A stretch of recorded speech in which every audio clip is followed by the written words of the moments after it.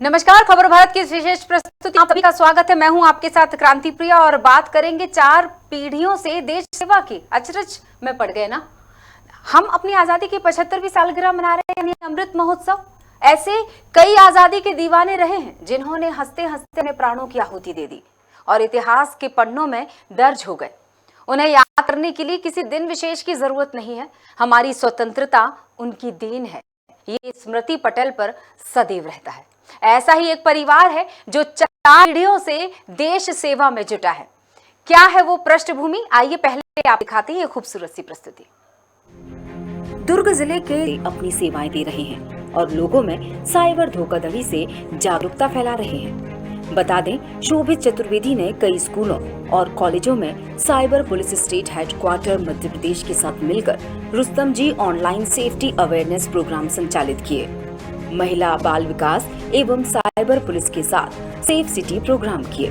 लगभग 3 लाख बच्चों में साइबर जागरूकता कार्यक्रम चलाया। पुलिस रेडियो ट्रेनिंग इंदौर के द्वारा संचालित नेशनल साइबर क्राइम 2012 में इन्होंने DYDSP के 3 बैचेस को ट्रेनिंग दी। साथ ही मध्य प्रदेश के कई जिलों के TI को भी साइबर इन्वेस्टिगेशन की ट्रेनिंग दी। साथ ही 2016 DYDSP बैच को डॉक्टर भीमराव अंबेडकर यूनिवर्सिटी महू इंदौर में प्रशिक्षण दिया। इन्होंने says university Indore Bhopal cyber से जुड़े कोर्सेज चालू किए। यही कोर्सेज जयपुर राजस्थान के बाद अब छत्तीसगढ़ में भी योजनाबद्ध साइबर प्रोग्राम चालू होंगे।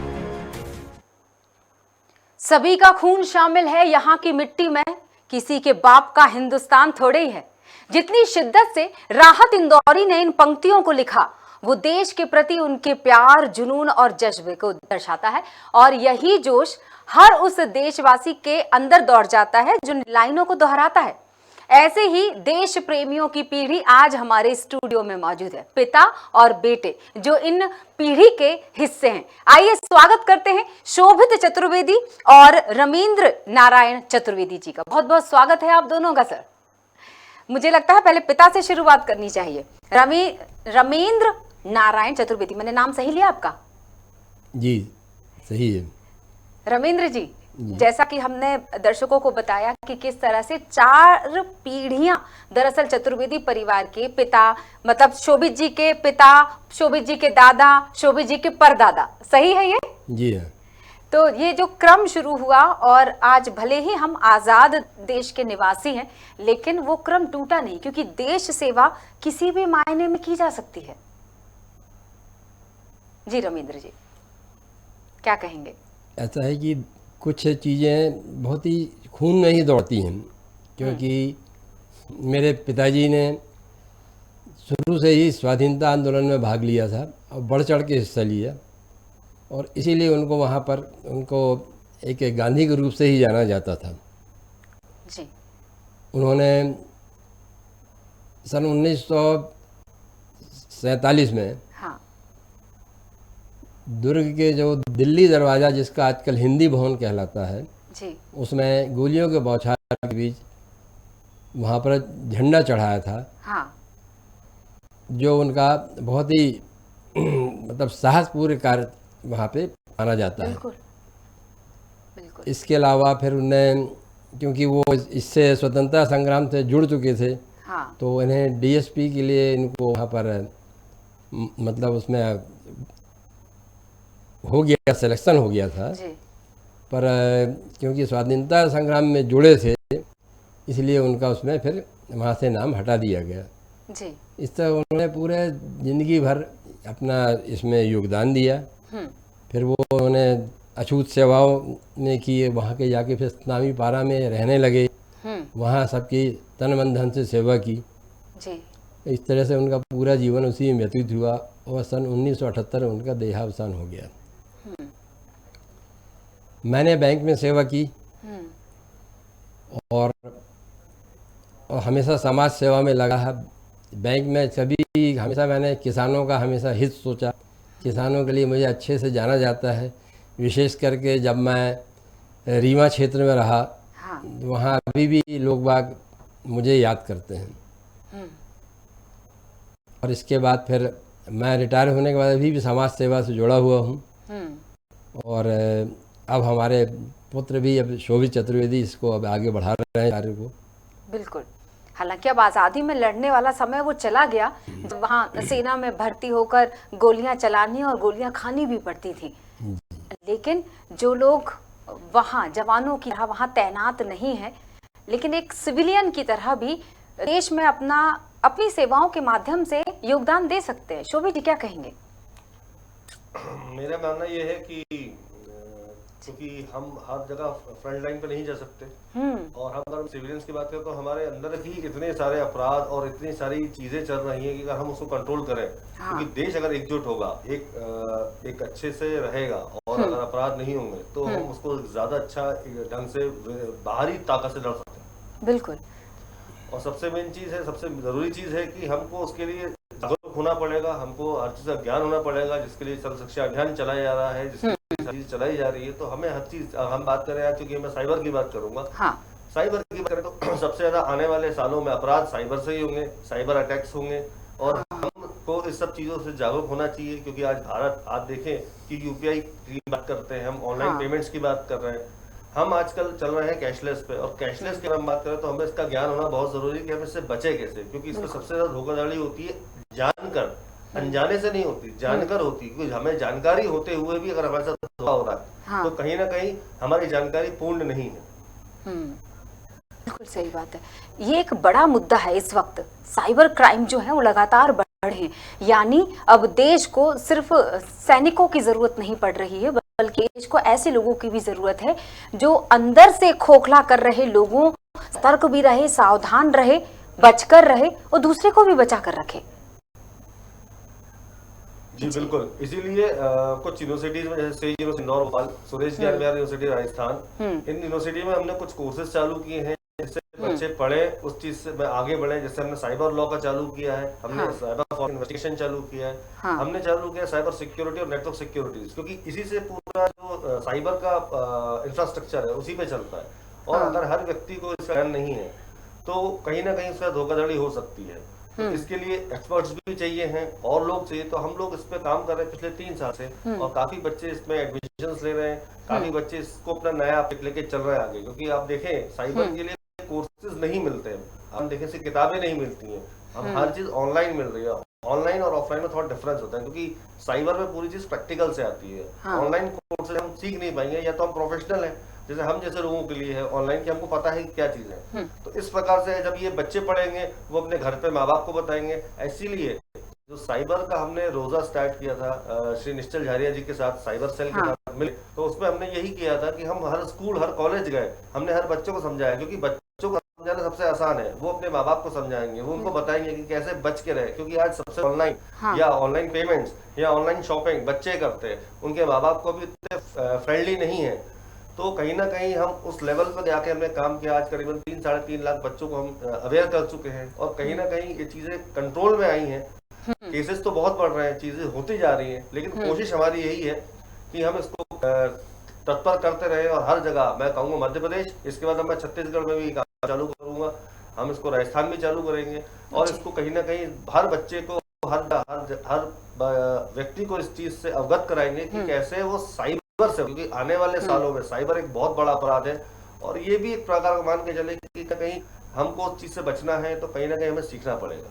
बिल्कुल सही बात है। इस वक्त अगर देखा जाए तो सबसे ज्यादा अगर डर किसी चीज को लेकर है, देश की सुरक्षा, अगर हम बात करें सुरक्षा अगर हाशिए पर आती है, वो तब आएगी जब साइबर सुरक्षा का ध्यान नहीं रखा जाएगा। तो बहुत ज़रूरी हो गया, अगर हम तकनीकी रूप से समृद्ध हो चुके हैं, तकनीकी युग में अगर हम जी रहे हैं, तो उस तकनीक का गलत इस्तेमाल ना हो, देश पर कोई आंच ना आए सुरक्षा को लेकर। इसलिए शायद हमें पूरे भारतवर्ष में, मुझे ऐसा लगता है कि पूरे देश में इस तरह का एक अभियान चलाया जाना चाहिए कि किस तरह से साइबर से हम सुरक्षित रह सकते हैं, कैसे तकनीक का सही इस्तेमाल कर सकते हैं और गलत इस्तेमाल करने वालों को रोक भी सकते हैं, कर सकते हैं। शोभित जी।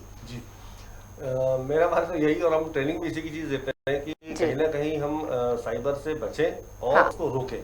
क्योंकि मेन हम बात करें, अगर आज जितने भी संस्थान है, चाहे गवर्नमेंट जो है, IRCTC हुआ, या आपका हाईकोर्ट हुआ, या आपका इनकम नगर निगम हुआ, इनकम टैक्स हुआ, इन सब में वैकेंसी बहुत ज्यादा है साइबर सिक्योरिटी एक्सपर्ट्स की जी। पर हमारे पास क्योंकि कोई भी यूनिवर्सिटीज में ऐसे कोर्स नहीं है तो बच्चे वहां पहुंच नहीं पा रहे, क्योंकि जब तक ये चीज हो नहीं पाएगी, बैंक्स में रिक्वायरमेंट अगर आप देखें ऑनलाइन तो करीबन करीब 5 से 6 लाख वैकेंसीज खाली पड़ी है, बच्चे नहीं है। और लोग कहते हैं कि यहाँ नौकरियां नहीं है, नौकरियां बहुत है पर हमें सिर्फ सही जगह सही राह ढूंढनी है। हाँ, और ये भी कह सकते हैं कि योग्यता वाली बात है, अगर योग्य होंगे तो फिर जगह अपने आप बन ही जाती है। जगह तो वैसे भी है ही, आपने बता ही दिया है। रामेंद्र जी, हम थोड़ा सा पीछे चलते हैं। उस समय जब गया प्रसाद जी, उनके पिता की अगर बात करें, यानी आपके पिता की बात करें और उनके भी पिता की अगर बात करें, वो दौर जब स्वतंत्रता सेनानी वो रहे और उन्होंने आज़ादी की लड़ाई में अपना एक अलग योगदान दिया, गांधी जी के साथ शायद उस हिस्से में रहे, उस लड़ाई में, उस अहिंसा की लड़ाई में, उस हिस्से में वो रहे। वहां से लेकर आपकी पत्नी को 75-76 में जो समाज सेवा के लिए अवार्ड मिला, वहां तक के सफर के बारे में हम चाहेंगे दर्शकों को बताया जाए। मतलब शुरुआत करते हैं गया प्रसाद जी पिता के साथ, यानी आपके दादाजी। मेरे दादाजी वैसे तो वो अंग्रेजों के मुलाजिम थे, उनको वहाँ पर एक कोतवाल के रूप में वहाँ पे उनको पदस्थ किया गया था, जो कि बालोद में थे। दुर्ग का एक तहसील है बालोद, वहाँ पर थे। पर पिताजी जब वहाँ से जब उस समय पढ़ते थे, तब से ही वो स्वतंत्रता संग्राम में संलग्न हो गए थे, बिल्कुल उसमें संलिप्त हो गए थे। और उनने शुरू से ही उस समय उनने जब वो सबसे पहले वो हुआ था विदेशी कपड़ों के में होली जलाना, तो उन्हें सब कपड़ों कोई विदेशी सामान तो वैसे भी उपयोग नहीं किया जाता था, फिर भी इधर उधर जहाँ से जितना ही मिला सब पूरे विदेशी कपड़े में होली जलाई। और उन्होंने भी बिल्कुल एक छोटा सा कुर्ता और छोटी सी एक अंगूछा पहनते थे, क्योंकि उस समय गांधी जी ने जो है केवल एक ही कपड़ा पहनना शुरू कर दिया था, तो वो भी सिर्फ यही पहना करते थे। इस तरीके से पूरे साथ में भी लगे रहे और वहाँ अछूतों की सेवा करना। वहाँ पर उस समय कोई महामारी भी फैली थी तो उसमें काफ़ी ने सेवा की थी। इस तरह बहुत सारे पूरे सब ये काम उनके उसी के लिए रहते थे, और गरीबों का पूरा वो साथ देना, ये सब काम उनका रहता था। क्या आपको अपने दादाजी का सानिध्य मिला? मतलब बचपन में क्या आपने कुछ चीजें उनकी देखी, या वो उससे हम वंचित रह गए? नहीं, बचपन में तो क्या है कि मैं उस समय सिर्फ 5 साल का ही था जब मेरे दादाजी का देहांत हो गया था जी। तो उससे ज़्यादा कुछ नहीं हम हो पाए। लेकिन किस्सा आप सुनते होंगे अपने पिता से, हर बच्चा पूछता है कि हमारे दादा कैसे थे या हमारे नाना कैसे थे, तो शायद आपको वो किस्से, तुम्हारे दादा स्वतंत्रता सेनानी थे, कितने गर्व से बताते वक्त उनके चेहरे पे जो गर्व होता होगा, वो सुनते वक्त आपके चेहरे पर भी, और वो जोश, वो उत्साह होता होगा अंदर। ये तो स्वाभाविक ही है कि तो ऐसा ही होता है, क्योंकि जब कोई अपना देश की सेवा करता है तो अपने में देश प्रेम की भावना वैसे भी इतनी ज़्यादा रहती है, क्योंकि कोई भी अपने देश का अहित चाहिए नहीं है। और जब जब देश सेवा करता है तो उसमें स्वाभाविक है कि हम गर्व से अपना सिर ऊंचा उठा के बोलते हैं कि देखो भाई हमारा ये इन लोगों ने इतनी सेवा की है। हाँ, मेरे परिवार का एक सदस्य जो उस देश की सेवा में तब वहाँ पर संलिप्त था। अगर मैं उस किसी वाक्य का जिक्र करना चाहूँ, कोई ऐसा वाकया जो आपने सुना अपने पिता से, फिर आपने शोभित जी को सुनाया? अब वो तो वही वाला था, एक जो सबसे बड़ा जो था कि जिस समय वो झंडा जब चढ़ाया जाना था, तब वो सुबह कोई आया उनके पास कि भाई वहाँ झंडा चढ़ाना है, तो वैसे ही वो उस समय नहा रहे थे। तो उनने वैसे ही नहाना, वैसे आधे कपड़े पहने हुए सीधा दौड़ लगाई उनने और झंडा लेके वो दौड़ पड़े। उसके बाद पीछे पुलिस वाले भी दौड़े। फिर लेकिन वो आखिर वो उन लोग वो वहाँ पे सीधे ऊपर वहाँ पे दिल्ली दरवाजे पे चढ़ के वहाँ उन्होंने झंडा लगाया। और उसके बाद गोलियाँ चली वहाँ भी, लेकिन फिर वो कैसे बचते हुए नीचे फिर आ गए। क्या बात है। शोभित जी, आप जुड़ना चाह रहे थे इस बातचीत में, इस सवाल से? मुझे एक अच्छे से याद है कि हम अभी गाँव गए हमारे दादाजी के ब्रदर के पास। तो उन्होंने एक किस्सा बताया था कि जब उनकी पोस्टिंग वहाँ उल्धन गांव के पास हमारे दादाजी कभी गए थे, तो वहाँ काफी डकैत भी उन्होंने पकड़े थे। एक चीज और मैं इसमें ऐड करूंगा, काफी डकैत उस समय, क्योंकि डकैतियां बहुत होती थी, तो उनके नाम से डकैत भी वहाँ बहुत डरते थे। तो सागर से लेके छतरपुर जो क्षेत्र पड़ता है बुंदेलखंड का, उस जगह पर उन्होंने काफी डकैत भी, उन्होंने जब वो कोतवाल थे तो काफी उन्होंने डकैत पकड़े थे। तो ये एक चीज मैं जोड़ना चाह रहा हूँ। बिल्कुल, मतलब कितने बहादुर थे। ये दोनों एग्जाम्पल, यानी दोनों उदाहरण से एक चीज अच्छी तरह समझ में आ गई कि तब के लोग सोचा नहीं करते थे, करना है मतलब करना है। बात अगर देश सेवा की है तो फिर उसमें सोचना ही क्या, कि रमेंद्र जी? जी हाँ, ये तो है ही, क्योंकि आवसी डकैत पकड़ने के लिए उनको यहाँ पोस्टिंग मिली थी बालोद में, क्योंकि यहाँ भी कोई बड़ा डकैत कांड हुआ था, तो उसके लिए उनको यहाँ, जब वो यहाँ आ गए जब से। मतलब संस्कार से ही देश सेवक मुझे लगता है बनाए जा सकते हैं, देशभक्त बनाए जा सकते हैं, सरकार की नीतियों से नहीं। वो नीतियां तो सिर्फ देश चलाने के लिए, लेकिन वाकई बहुत जरूरी है आज के समय में अपने बच्चों को, युवा पीढ़ी के लिए आप क्या कहना चाहेंगे रविंद्र जी? वो जो दौर था आपका, अगर मैं उस समय के 15 अगस्त की बात करूं, उस समय की 26 जनवरी की बात करूं, उस समय का दौर अलग हुआ करता था। वो झंडे को, जैसे अभी हर घर तिरंगा हम एक कभी चला रहे हैं, तो इस तरह हर बच्चे के पास एक रात पहले ही सारी व्यवस्थाएं हो जाया करती थी, पूरे सड़कों पर मार्च पास्ट निकल जाता था। मुझे कुछ वो जो दृश्य नजर आ रहे हैं, जो एक भूली बिसरी सी जो कहानी कहते थे। जी रविंद्र जी। नहीं, अभी भी खैर ये उत्साह तो अभी भी सब बच्चों में देखा लेकिन जाता सिर्फ है, एक दिन का। लेकिन रहता है एक ही दिन का है। पर ये है कि अगर आपको देश सेवा करने के और भी बहुत से तरीके हैं, तो सभी तरीकों से देश की सेवा की जा सकती है।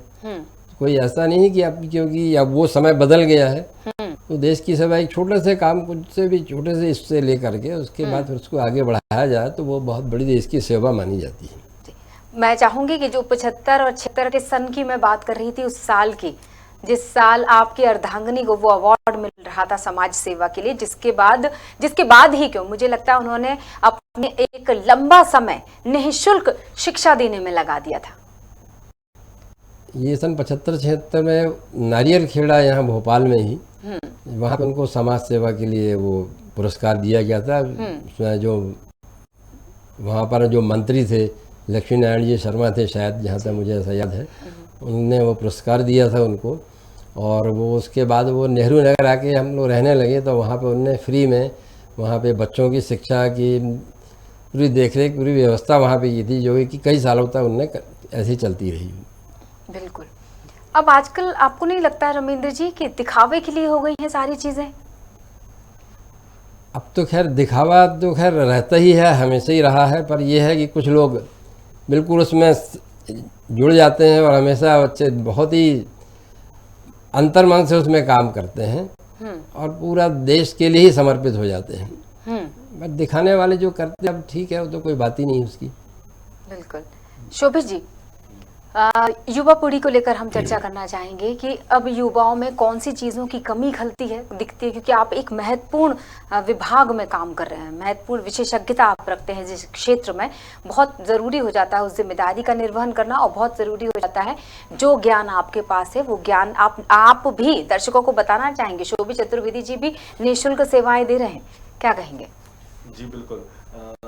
हम ये कहते हैं कि जो हमारे खुद के अंदर एक टैलेंट है, उस टैलेंट को हमको पहचानना चाहिए। जैसे हम हर बच्चे को कहीं डॉक्टर नहीं बना सकते, हम हर बच्चे को कहीं इंजीनियर नहीं बना सकते। जिस बच्चे में जो चीज़ है वो आप सर्च करें और उसको देखें कि वो क्या कर सकता है। जैसे मेरी बात करूं कि मेरे घर में इंजीनियर्स हैं, मेरे घर में डॉक्टर हैं, कोई लॉयर है, तो मेरे घर वालों ने कभी मुझे एक्सपेक्ट ये नहीं किया कि नहीं तुमको ये करना है या ये करना है। वो उन्होंने सिर्फ एक चीज़ करी, तुमको जो अच्छा लगे, जिसमें तुम बेस्ट हो, वो तुम काम करो। तो मैं हमेशा वही चीज़ करी है। और मैं अभी जितने बच्चों से मिलता हूँ या देखता हूँ, उनको यही सलाह देता हूँ कि आपको जो चीज़ लगे कि हाँ ये मैं इसमें बहुत अच्छे तरीके से इसको कर सकता हूँ, तो आप वही करें। ऐसा ना हो कि नहीं मेरा दोस्त ने मैथ साइंस ले लिया तो मैं मैथ साइंस लूंगा, या उसने कॉमर्स ले लिया तो मैं कॉमर्स लूंगा, या उसने बायोलॉजी ले लिया मैं बायोलॉजी लूंगा। आपको कहता है कि आप किसमें, क्योंकि 9th क्लास के बाद बच्चों को समझ में आता है कि वो क्या चीज़ पढ़ रहा है, कहाँ पढ़ रहा है, कैसे पढ़ रहा है, तो कितना समझ में आता है या नहीं आता है। क्योंकि कहीं ना कहीं आपको ये पता है कि आने वाला जो भविष्य आपका है वो आपकी इसी कैलकुलेशंस पे चलेंगे जो आप आज पढ़ रहे हो। जो आज आप पढ़ोगे वही आपको आगे फ्यूचर में आपको लेके जाएगा। और कहीं ना कहीं जब आप कॉम्पिटिटिव एग्जाम की बात करें या आप कहीं जैसे हम बात करें किसी भी ऐसे चीज़ों की, जैसे हम सरकारी जॉब की बात करें या प्राइवेट जॉब की बात करें, तो कहीं ना कहीं आपका नॉलेज ही आपको वहाँ ले जाएगा। तो हमको अभी से सस्टेन करना है। 9th 8th 9th से पता चल जाता है कि हम कहाँ पर बेस्ट है और क्या कर सकते हैं। तो ये सबसे महत्वपूर्ण है कि आपको उस समय डिसीजन सही लेना है, तो उस चीज़ को फिर आगे बढ़ना है।